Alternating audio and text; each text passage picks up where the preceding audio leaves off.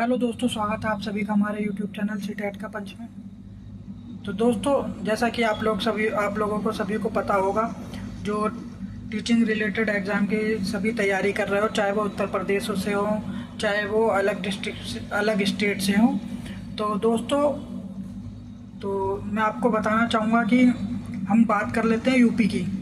ठीक है दोस्तों, जैसा कि आप यूपी की बात कर लेते हैं, अलग स्टेट की बात कर लेते हैं, या राजस्थान की, हरियाणा की, झारखंड की। जैसा कि आप लोगों को सभी को पता होगा कि उसमें क्या होता है, अलग एक जो जो भी अपने अपने राज्य में टीचर बनना चाहते हैं, जो भी व्यक्ति या जो भी स्टूडेंट्स, जो भी टीचिंग रिलेटेड एग्ज़ाम की तैयारी कर रहे हैं, तो उसके लिए क्या होता है, उनको अपने जो केंद्र का, या तो केंद्र का जो शिक्षक पात्रता परीक्षा पास करना होता है, या अपने स्टेट का शिक्षक पात्रता परीक्षा पास करनी होती है। ठीक है, तो जैसा कि हमें पता है कि अभी जो सीटेट एग्ज़ाम दिसंबर में होने वाला है, तो उसी की हम तैयारी करने वाले हैं दोस्तों। तो उसी में से एक इम्पोर्टेंट सब्जेक्ट क्या है दोस्तों, हमारा ईवीएस, इन्वायरमेंटल साइंस। तो दोस्तों, ये विषय इतना अद्भुत है और इतना यूनिक है, इतना मज़ेदार विषय है ना, कि इसको आपको कुछ रटने की ज़रूरत नहीं है। इसको मतलब आप दो से तीन चार बार इजीली वे में पढ़ भी लेते हैं, तो आपको ये इजीली याद हो जाएगा।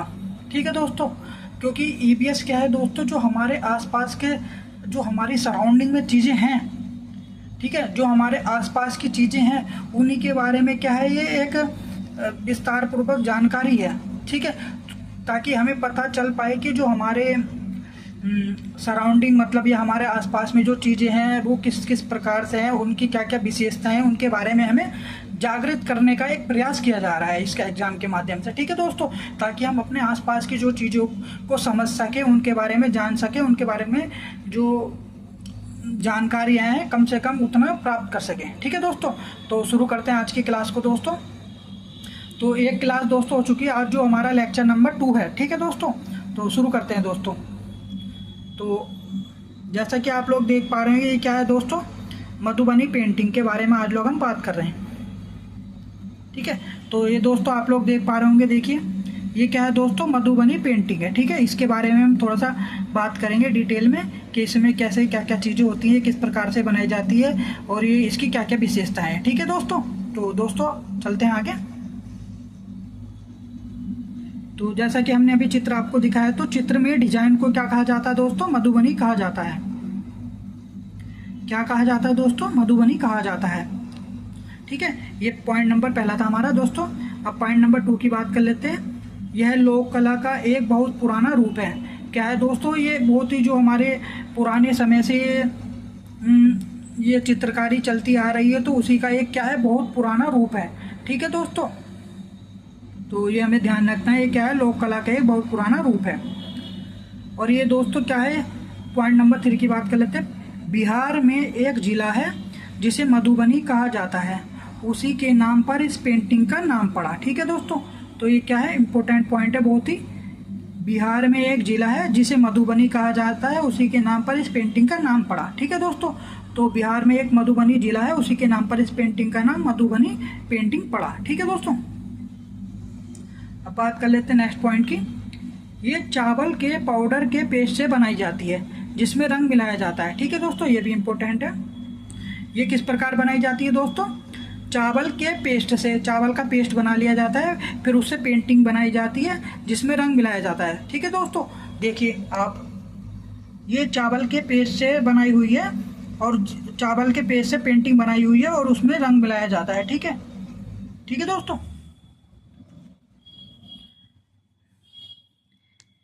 इन्हें बनाने के लिए नील, हल्दी, फूल और पेड़े के रंगों आदि का उपयोग किया जाता है। ठीक है दोस्तों, ये भी इम्पोर्टेंट है, एग्जाम में यहाँ से क्वेश्चन मिल जाता है। सीटेट, ये दोनों पेपर के लिए इम्पोर्टेंट है। ठीक है दोस्तों, तो हमने जैसे अभी बताया, इन्हें बनाने के लिए नील, हल्दी, फूलों और पेड़ों के रंगों आदि का उपयोग किया जाता है। ठीक है दोस्तों, नेक्स्ट पॉइंट की बात कर लेते हैं। चित्रों में इंसानों, जानवरों, पेड़ों, फूलों, पक्षियों, मछलियों और अन्य कई जानवरों को दिखाया गया है। ठीक है दोस्तों, तो आप लोग देखिए, चित्रों में क्या है, एनिमल्स को दिखाया गया है। ठीक है दोस्तों, जैसे कि आप लोग पक्षियों को देख रहे होंगे, ये कबूतर में चिड़िया सी लग रही है ना दोस्तों, ठीक है। तो इसी तरीके से क्या है दोस्तों, जानवरों, पेड़ों को, ठीक है दोस्तों, और फूल पत्तियों को आप लोग देख रहे होंगे, ये फूल पत्तियाँ, ठीक है दोस्तों, ये फूल हैं, ये पक्षी हैं, ये फूलों की पत्तियाँ हैं, ठीक है, पक्षियाँ हैं, पक्षियों को दिखाया गया है, ठीक है। अब बात कर लेते हैं नेक्स्ट पॉइंट की। बेलबनी का गांव कहाँ है दोस्तों, कर्नाटक में है। ये भी इम्पोर्टेंट है, एग्जाम में पूछ लेता है कि बेलबनी का गांव कहाँ पर है। बेलबनी का गांव है कर्नाटक में, ठीक है दोस्तों। आगे चलते हैं।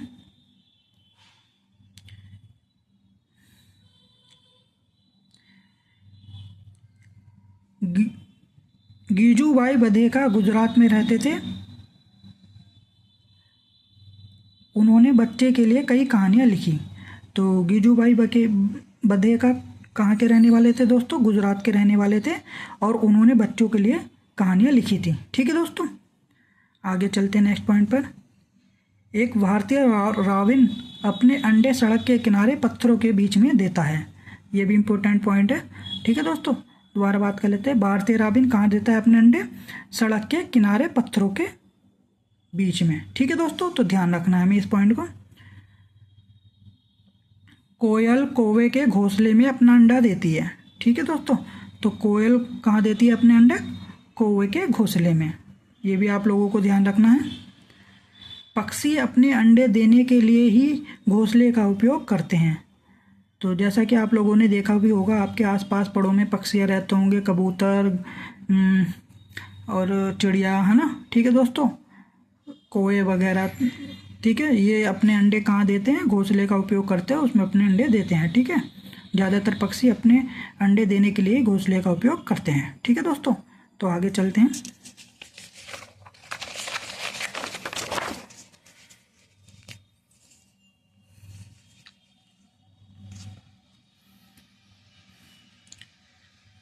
चूजे बड़े होने के बाद चूजे पक्षी जो होते हैं बड़े होने के बाद अपना घोंसला छोड़ देते हैं।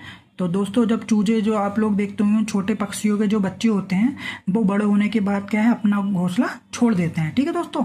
आगे चलते हैं। नलमदा आंध्र प्रदेश में है। कहाँ है दोस्तों, आंध्र प्रदेश में। ये ध्यान रखना है आपको। हिलगुंडी कर्नाटक में है। तो हिलगुंडी कहाँ है दोस्तों, कर्नाटक में है। ये भी ध्यान रखना है, एग्जाम में दोस्तों यही पूछ लेगा कि हिलगुंडी कहाँ पर है, ऑप्शन दे देगा कर्नाटक, महाराष्ट्र, गुजरात, हरियाणा। तो आप लोगों को ध्यान रखना है कि हिलगुंडी कहाँ है दोस्तों, कर्नाटक में है। हिलगुंडी में बच्चों की पंचायत को क्या कहा जाता है, भीम संघ। तो ये ध्यान रखना है कि हिलगुंडी में बच्चों की पंचायत को क्या कहा जाता है, भीम संघ कहा जाता है दोस्तों, ठीक है दोस्तों। नेक्स्ट पॉइंट की ओर चल लेते हैं। बरगद के पेड़ के बारे में जो लटकती हुई शाखाओं की तरह दिखता है, वह वास्तव में इस पेड़ की जड़ें हैं। क्या है दोस्तों, बात करते हैं दोबारा से।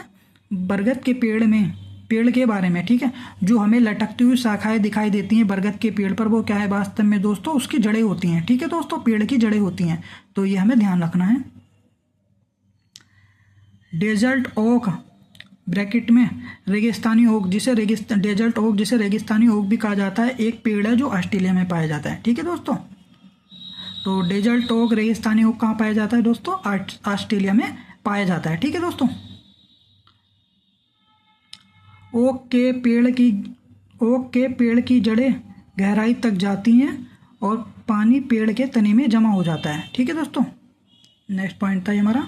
तो हमें ध्यान रखना कि ओक का जो पेड़ होता है उसकी जो जड़ें होती हैं वो उसकी और गहराई तक जाती हैं और पानी पेड़ के तने में जमा हो जाता है। जो पेड़ का तना होता है, पानी वहाँ कलेक्ट हो जाता है, ठीक है दोस्तों। आगे चलते हैं। नेक्स्ट पॉइंट, असम में चावल की नई फसल के अवसर पर बिहू उत्सव मनाया जाता है।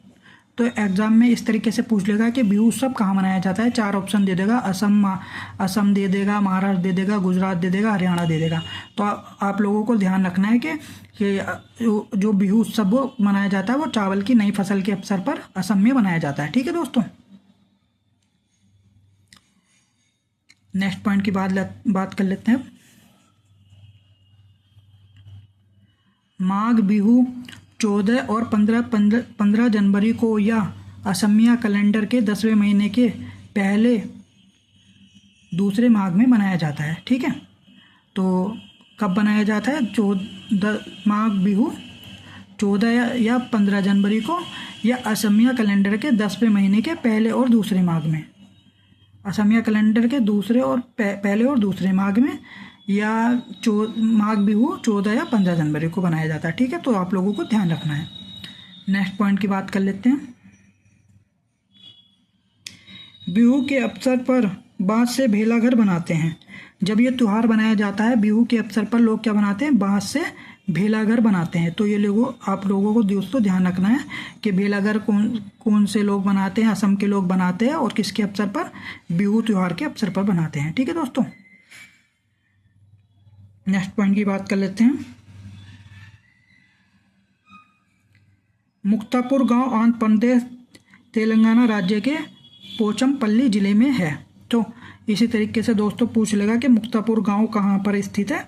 4 ऑप्शन दे देगा, तो आप लोगों को ध्यान रखना है तेलंगाना राज्य के पोचमपल्ली जिले में है। ठीक है दोस्तों, नेक्स्ट पॉइंट की बात कर लेते हैं। पोचमपल्ली जिले में पारंपरिक व्यवसाय है कालीन बुनाई, खिलौना बनाना, इत्र उत्पादन आदि। तो ये आप लोगों को ध्यान रखना है कि पोचमपल्ली जिले में पारंपरिक व्यवसाय क्या है? जैसे कालीन बुनाई, खिलौना बनाना, इत्र आदि उत्पादन क्या है वहाँ दोस्तों, जो उनका पारंपरिक व्यवसाय है। ठीक है दोस्तों, तो आगे चलते हैं नेक्स्ट पॉइंट की तरफ। ये चीज़ें उस जगह के नाम से प्रसिद्ध हो गई जहाँ उन्हें बनाया गया। ठीक है दोस्तों, जैसे कुल्लू शाल, मधुबनी पेंटिंग, असम रेशम, कश्मीरी कढ़ाई। ठीक है, तो कुल्लू मनाली के उससे आप लोग देखते होंगे। ठीक है, तो कुल्लू शाल वहाँ से फेमस हो गया। मधुबनी पेंटिंग मधुबनी के ज़िले के नाम से मधुबनी पेंटिंग फेमस हो गई। रेशम जो असम के नाम से असम की रेशम फेमस हो गई। कढ़ाई जो है कश्मीरी कढ़ाई के नाम से फेमस हो गई, उसी की जगह के नाम से फेमस हो गई। ठीक है दोस्तों, तो ये आप लोगों को ध्यान रखना है।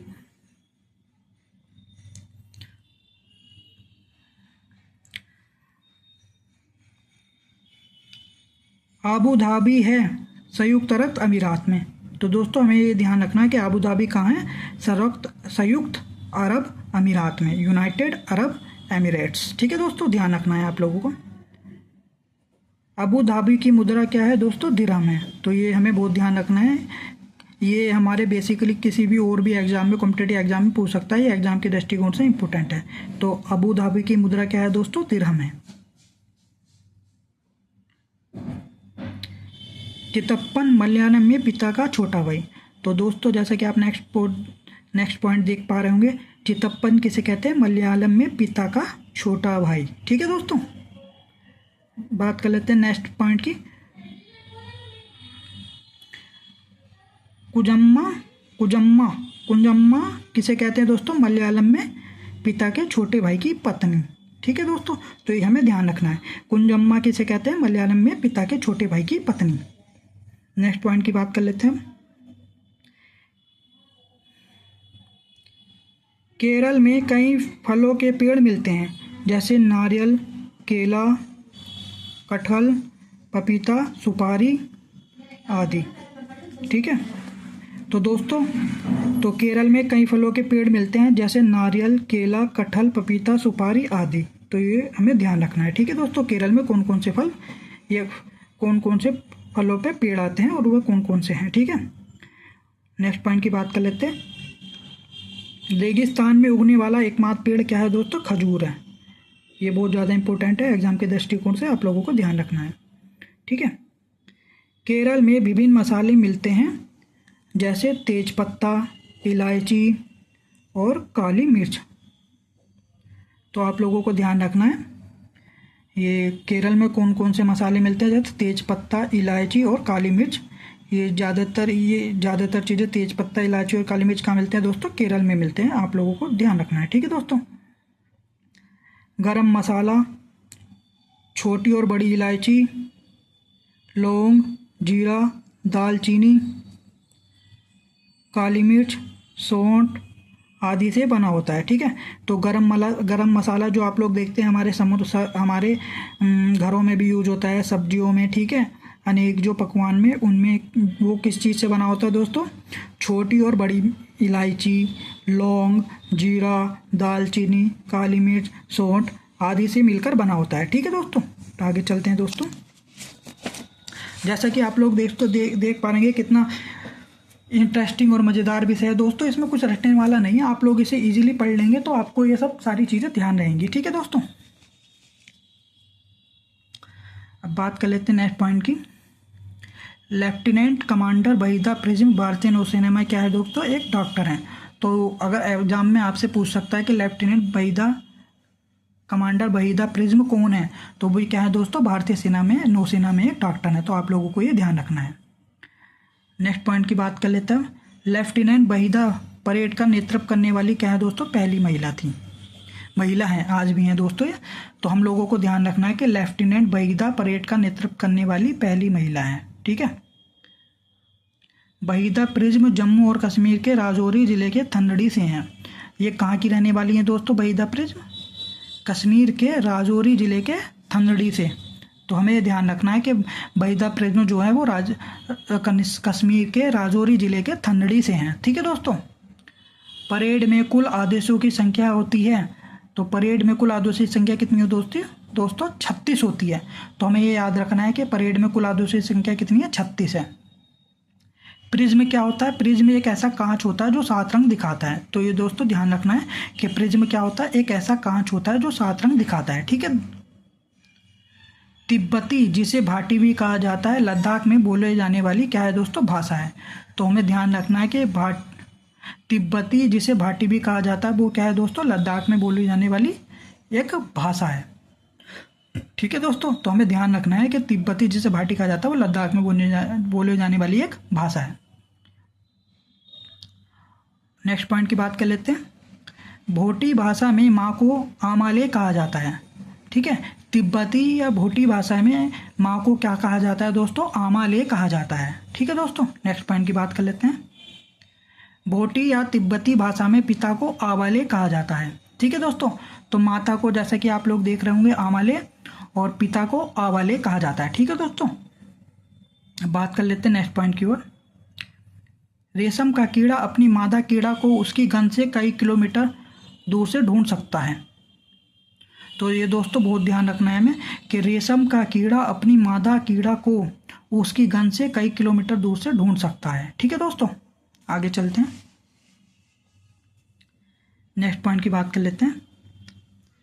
चींटियां चलते समय जमीन पर कुछ ऐसा पदार्थ छोड़ती हैं जिसे सूंघकर पीछे आने वाली चींटियों को रास्ता मिल जाता है।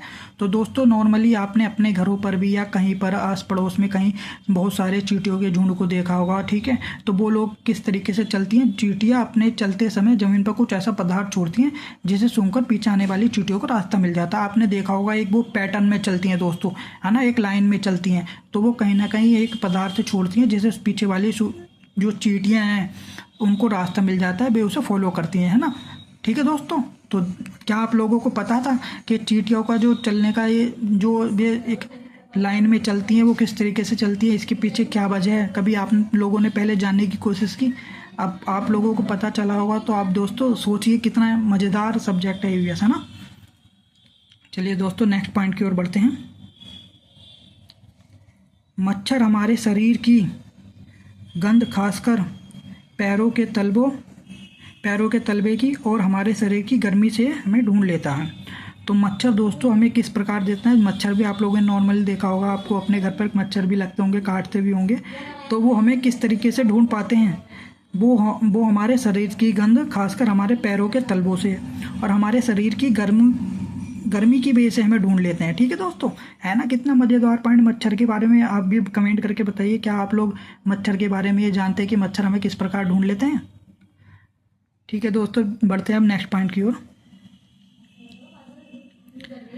सड़कों पर कुत्तों की भी अपनी क्या होती है, अपनी जगह बंटी होती है। ठीक है दोस्तों, तो सड़कों पर कुत्तों की भी अपनी जगह क्या होती है, बंटी होती है। ठीक है दोस्तों, तो आप लोगों में भी देखा होगा सड़कों पर आपके आसपास में, आपकी गली मोहल्ले में भी कुत्ते होंगे, कुत्तों का झुंड होगा, तो उनकी क्या दोस्तों अपनी एक बंटी होती है। ठीक है दोस्तों, नेक्स्ट पॉइंट की ओर बढ़ लेते हैं दोस्तों।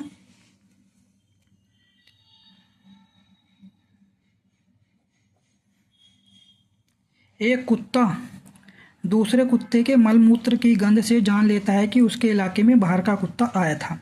जैसा कि आप लोगों ने दोस्तों देखा भी होगा कि आपकी गली मोहल्ले में आसपास, आपके घर के आसपास आपके बहुत सारे डॉगीज़ होंगे, कुत्ते होंगे, तो वो लोग क्या करते हैं, उनके गली मोहल्ले में कोई बाहर की साइड से कोई कुत्ता आ जाता है, वो किस प्रकार से पहचानते हैं दोस्तों, उसके बारे में है ये। तो वो क्या करते हैं, मल मूत्र की गंध से जान लेता है कि उसके बाहर में कोई बाहर के इलाके का कुत्ता आया है ना दोस्तों। कितना मज़ेदार पॉइंट है। क्या आप लोगों को पता था कि जो कुत्ते अपने गली मोहल्ले में जो कुत्ते हैं वो किस प्रकार से बाहर से आए हुए कुत्तों को पहचान लेते हैं, है ना दोस्तों। कितना मज़ेदार सब्जेक्ट है। चलते हैं नेक्स्ट पॉइंट की ओर। जैसे हमें इतने सारे रंग दिखाई देते हैं, उतने रंग जानवरों को दिखाई नहीं देते। तो दोस्तों जैसा कि आप लोगों को पता होगा, हमें इतने सारे रंग दिखाई देते हैं, काला, नीला, पीला, अलग अलग, है ना, सफ़ेद, हरा, कत्थई, जितने भी ले लो दोस्तों, और उतने रंग जानवरों को केवल कुछ ही रंग दिखाई देते हैं। ठीक है दोस्तों, नेक्स्ट पॉइंट की तरफ चल लेते हैं। आमतौर पर माना जाता है कि दिन में जागने वाले जानवर कुछ ही रंग देख पाते हैं, जैसा कि गाय, भैंस, ठीक है, जो दिन में जानवर जागते हैं। कुत्ता, ये क्या है दोस्तों, ज़्यादातर जो जानवर हैं वो दिन में कुछ ही रंग देख पाते हैं। ठीक है दोस्तों, चलते हैं नेक्स्ट पॉइंट की ओर। रात में जागने वाले जानवर हर चीज़ को सफ़ेद और काली ही देखते हैं। तो रात में भी जितने जानवर आप लोग देखते होंगे, तो जैसे कि रात में ज़्यादातर, मैं एक एग्जांपल ले लेता हूँ उल्लू का। आप लोगों ने आप शायद देखा भी हो या ना भी देखा हो, लेकिन सुना होगा उल्लू के बारे में। वो ज़्यादातर तो उनको रात में जागने वाले भी हैं जानवर, तो उनको दोस्तों सफ़ेद और काली ही दिखती है। रात में हर एक चीज़ सफ़ेद और काली ही दिखती है। ठीक है दोस्तों,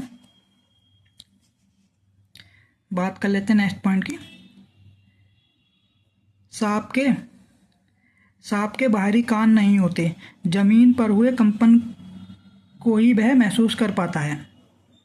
तो दोस्तों क्या आप लोगों को पता है कि सांप के कान नहीं होते, और वो किस प्रकार से किसी भी चीज़ को या किसी भी बच्चे को किसी प्रकार से डसता है, तो वो दोस्तों क्या करता है, ज़मीन पर हुए कंपन को ही महसूस करता, उसके ज़मीन पर हुए कंपन की सहायता से ही वो वहाँ तक पहुँच जाता है। ठीक है दोस्तों, उसके कोई भी बाहरी कान नहीं होते हैं। ठीक है दोस्तों, चलते हैं नेक्स्ट पॉइंट की तरफ।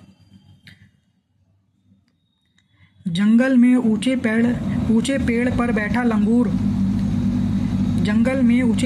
बैठा लंगूर पास आती मुसीबत, जैसे शेर, चीता को देखकर एक खास आवाज़ निकालकर अपने साथियों को संदेश देता है। तो दोस्तों जंगल के बारे में आपको क्या पता, जंगल के बारे में कुछ इंटरेस्टिंग है इस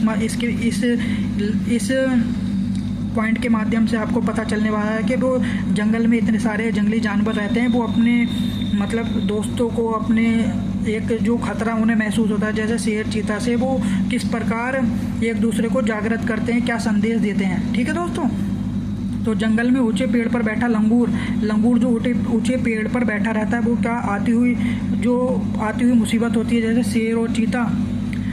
ठीक है दोस्तों, शेर और चीता जो आती हुई मुसीबत होती है को देखकर एक खास आवाज़ निकालकर अपने दोस्तों को क्या दोस्तों संदेश देता है। ठीक है दोस्तों, तो आप लोगों को ध्यान रखना है। कितने मज़ेदार पॉइंट है ना दोस्तों।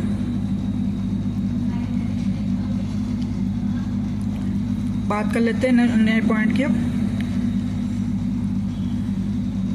कुछ पक्षी अलग अलग खतरों के लिए अलग अलग आवाज़ें निकालते हैं। तो और पक्षियों के बारे में भी यही चीज़ है दोस्तों, जब पक्षी खतरे का अनुभव कर लेते हैं, खतरों को महसूस कर लेते हैं, वो भी क्या है, अलग अलग आवाज़ें निकालने लगते हैं। ठीक है दोस्तों, जैसे उड़कर आने वाले दुश्मन के लिए एक तरह की आवाज़, और ज़मीन पर चलकर आने वाले के लिए दूसरी तरह की आवाज़। मतलब दोस्तों अगर कोई ज़मीन पर चलकर आने वाला कोई मतलब कोई खतरा है ज़मीन पर चलकर आने वाले जानवर के माध्यम से, तो उसके लिए एक अलग प्रकार की आवाज़ होगी।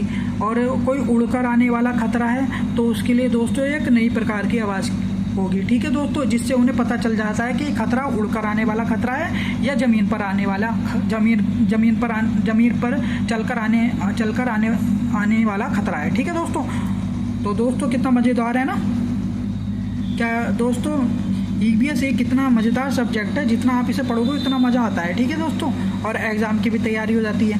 तो दोस्तों चलते हैं अब आगे की ओर।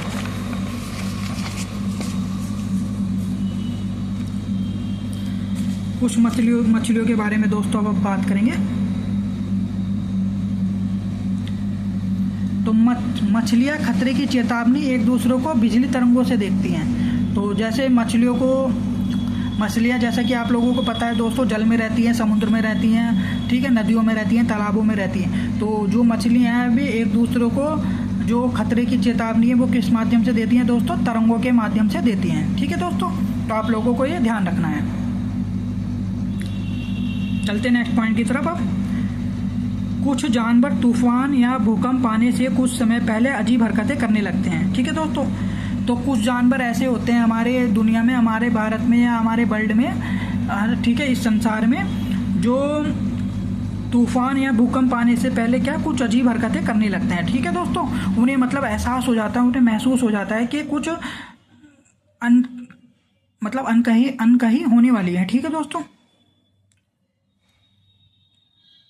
नेक्स्ट पॉइंट की तरफ चलते हैं। जो लोग जंगल में रहते हैं वे जानवरों के इस व्यवहार को समझते हैं। वे जान लेते हैं कि भूकंप आने वाला है या कुछ अनहोनी होने वाली है। ठीक है दोस्तों, जो लोग आदिवासी लोग टाइप के होते हैं या जो जंगलों में रहते हैं वो लोग क्या इन जानवरों के व्यवहार को हमसे भली भांति अच्छे तरीके से समझते हैं, और वो लोग समझ जाते हैं कि कुछ ना कुछ कहीं भूकंप या अनहोनी होने वाली है। ठीक है दोस्तों, ठीक है दोस्तों, अब बात करते हैं नए पॉइंट की ओर। सन 2004 में दिसंबर में आए सुनामी से कुछ समय पहले जानवरों के अजीब व्यवहार और उनके द्वारा दी गई चेतावनी भरी आवाज़ों को अंडमान की एक खास आदिवासी जाति समझ गई और उन्होंने वह इलाका खाली कर दिया। इस प्रकार इस जाति के लोग सुनामी के कहर से अपनी जान बचा पाए। तो दोस्तों ये एक 2004 में सुनामी आई थी अंडमान, ठीक है, अंडमान द्वीप समूह पर। तो उसमें क्या दोस्तों, जो वहाँ पर रहने वाले लोग थे तो उनके पास जो जानवर थे उन्होंने क्या किया था दोस्तों, उनके जानवरों ने कुछ अजीब व्यवहार किया और कुछ चेतावनी भरी आवाज़ें निकाली, जिससे वहाँ के जो रहने वाले लोग थे वो इस चीज़ को समझ गए और उन्होंने वह इलाका तुरंत खाली कर दिया। ठीक है दोस्तों, जिससे उन्हें इस प्रकार इस जाति के लिए सुनामी के कहर से भी अपनी जान बचा पाए। ठीक है दोस्तों, तो जानवर भी आप देख लीजिए, जानवर भी हमारी कितनी मदद करते हैं, हमको इशारा करते हैं, ठीक है, आने वाले खतरों के बारे में बताते हैं। ठीक है दोस्तों, है ना कितना मज़ेदार पॉइंट। तो दोस्तों अब आगे चलते हैं नेक्स्ट पॉइंट की तरफ। डॉल्फिन भी अलग अलग तरह से आवाज़ें निकालती है और एक दूसरे से बात करती हैं। जैसे आप लोगों ने देखा हो, जैसे हमारी इंसानों की भाषा है, मौखिक भाषा है, ओरल भाषा है, हम भी शब्दों के माध्यम से बात करते हैं, उसी तरीके से डॉल्फिन की क्या है दोस्तों, उनकी भी भाषाएं भी एक दूसरे से बात करती हैं, अलग अलग तरीके से आवाज़ें निकालती हैं। ठीक है दोस्तों, है ना कितना मज़ेदार पॉइंट। वैज्ञानिकों का यह मानना है कि कई जानवरों की अपनी पूरी भाषा है। समझ रहे हो आप दोस्तों कि सब जितने भी हमारे धरती पर जानवर है उनकी अपनी अपनी क्या है, पूरी भाषाएं हैं दोस्तों, जिसके माध्यम से वे एक दूसरे से बात करते हैं, एक दूसरे को समझते हैं। ठीक है दोस्तों, सिलाद भालू जैसे दिखते हैं पर भालू नहीं है। ठीक है दोस्तों, तो आपको ध्यान रखना, सिलाद जो होते हैं वो भालू जैसे दिखते हैं पर भालू नहीं है। नेक्स्ट पॉइंट की बात कर लेते हैं। ये दिन में करीब 17 घंटे पेड़ों से उल्टे सिर लटकाकर मस्ती से सोते हैं। क्या दोस्तों आपको पता था कि कोई ऐसा जानवर भी है जो पेड़ से उल्टा लटक कर भी 17 से 18 घंटे सोता होगा। है ना कितना मज़ेदार। तो दोस्तों हम सिलाद की बात कर रहे हैं, एग्जाम में बहुत ही पूछा जाता है, इम्पोर्टेंट है कि सिलाद एक ऐसा जानवर है जो करीब 17 से 18 घंटे उल्टे सिर लटकाकर मस्ती से सोते हैं। ठीक है, ये जिस पेड़ पर रहते हैं उसी के पत्ते पलते हैं, मतलब उसी के पत्ते खाते हैं। ठीक है दोस्तों, नेक्स्ट पॉइंट की तरफ चलते हैं। लगभग 40 वर्ष के अपने पूरे जीवन में ये मुश्किल से 8 पेड़ों पर ही घूमने की तकलीफ उठाते हैं। मतलब दोस्तों ये स्लाथ इतने आलसी होते हैं कि पूरे जीवन काल में केवल 7 से 8 पेड़ों पर ही घूमने की तकलीफ उठाते हैं और 40 साल के अपने कार्यकाल में 7-8 पेड़ों पर ही घूमते हैं। ठीक है दोस्तों, चलते हैं नेक्स्ट पॉइंट की तरफ। ये सप्ताह में एक बार ही सोच करने के लिए पेड़ से नीचे उतरते हैं। तो दोस्तों ये इतने मतलब आलसी होते हैं कि ये अपने आप को सोच करने के लिए भी सप्ताह में एक बार ही नीचे उतारते हैं, बाकी मैं ज़्यादा से ज़्यादा टाइम ये पेड़ों पर ही बिताते हैं। ठीक है दोस्तों, अब नेक्स्ट पॉइंट की बात कर लेते हैं। बाघ की मूंछें हवा में हुए कंपन को भाप लेती हैं और उसे शिकार की बिल्कुल सही स्थिति का पता चल जाता है। ठीक है दोस्तों, तो जो आप लोगों ने देखा होगा, बाघ के ऊपर मूवी भी देखी होगी या फेस टू फेस भी देखा हो, तो बाघ क्या करते हैं, बाघ की जो मूंछें होती है हवा में हुए कंपन को भाप लेती हैं। बाघ की मूंछें इतनी पावरफुल होती हैं कि जो हवा में कंपन होता है उसको भी भाप लेती है और उसे शिकार की बिल्कुल सही स्थिति का आइडिया चल जाता है, पता चल जाता है। ठीक है दोस्तों, नेक्स्ट पॉइंट की बात कर लेते हैं। बाघ की मूंछों से इन्हें अंधेरे में रास्ता ढूंढने में भी मदद मिलती है। आप लोग समझिए जैसे इंसानों की भी मूंछ आती है, लेकिन उन्हें कुछ मूंछों के माध्यम से कुछ इतना वो नहीं मिलता, लेकिन एक बाघ जो होता है दोस्तों, उसको अंधेरे में रास्ता ढूंढने में भी उसकी मूंछें मदद करती है ना दोस्तों। कितना मज़ेदार पॉइंट। नेक्स्ट पॉइंट की तरफ चलते हैं। बाघ अपने इलाके में मूत्र करके अपनी गंध छोड़ते जाते हैं। तो ये दोस्तों अपने जो इनका इलाका होता है बाघ का, वो क्या करते हैं, अपनी मूत्र के माध्यम से अपनी गंध अपने इलाके में छोड़ते जाते हैं। ठीक है दोस्तों, नेक्स्ट पॉइंट की बात कर लेते हैं। यह इलाका कई किलोमीटर बड़ा हो सकता है। ठीक है दोस्तों, इनका जो बाघ का जो इलाका है वो दोस्तों कई किलोमीटर बड़ा हो सकता है। तो दोस्तों आज की क्लास यहीं तक रखेंगे और दोस्तों मैं कहना चाहूँगा कि ईवीएस से आपको कोई भी डरने की ज़रूरत नहीं है दोस्तों। ईवीएस वही है जो हमारी सराउंडिंग में है और जिनके बारे में हम कहीं ना कहीं पहले भी हमने पढ़ा है। तो दोस्तों आप इसे 2 से 3 बार ईजिली पढ़ लेंगे तो आपको ये सारी चीज़ें इजीली याद हो जाएंगी। ठीक है दोस्तों, और एग्ज़ाम में भी कहीं ना कहीं इनसे जुड़े क्वेश्चन आते हो, लाइफ में भी आपको ये चीज़ें मतलब मोटिवेट ही करेंगी। आपको ऐसा लगेगा कि ये चीज़ें हमें पता ही होनी चाहिए हमारे इन्वायरमेंट के बारे में, हमारे पर्यावरण के बारे में। ठीक है दोस्तों, तो वीडियो को ज़्यादा से ज़्यादा पसंद कीजिएगा, लाइक कीजिएगा, शेयर कीजिए अपने दोस्तों को और चैनल को सब्सक्राइब कीजिएगा। ठीक है दोस्तों, तो दोस्तों हम ऐसे ही आपको चैनल के माध्यम से नई नई जानकारियाँ देते रहेंगे और आपको ऐसे ही पढ़ाते रहेंगे। ठीक है दोस्तों, तो मिलते हैं नेक्स्ट वीडियो में। धन्यवाद दोस्तों, थैंक यू दोस्तों।